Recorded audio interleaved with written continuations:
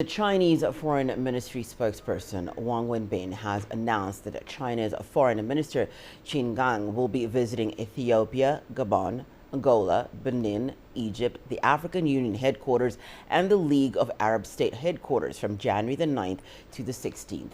The foreign minister will have discussions with various leaders, including African Union Commission Chairperson Musa Faki Mahamat.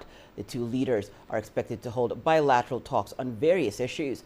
This is the 33rd consecutive year that Africa is a destination for the Chinese foreign minister's first overseas trip of the year. Well, China's Foreign Minister Qin Gang's upcoming trip to Africa is set to boost further relations between China and the African continent.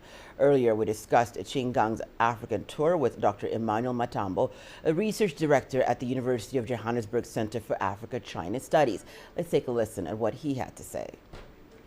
Well, first of all, we have to congratulate Mr. Qin Gang, who was appointed in December as the foreign minister of China.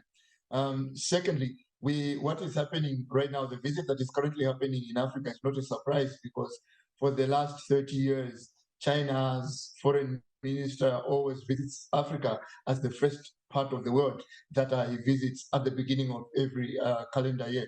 So this is a tradition that has been around for about 3 decades, and Mr. Qin Gang is continuing that particular tradition, and it shows the importance that China still puts on its growing relationship with the continent of Africa. So in as much as this is a long tradition, it is also significant, and it confirms China's continued commitment to the development of its ties with Africa. I am very sanguine and positive about Sino-African ties in 2023.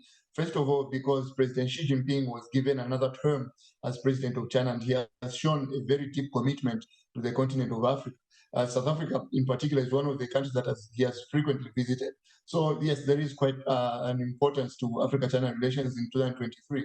Secondly, South Africa is chairing the BRICS, and last week, President Cyril Ramaphosa announced that South Africa will use the BRICS summit to invite other non-BRICS members of Africa to join the summit. So that shows that there is a great importance that Africa will have in its relationship with China.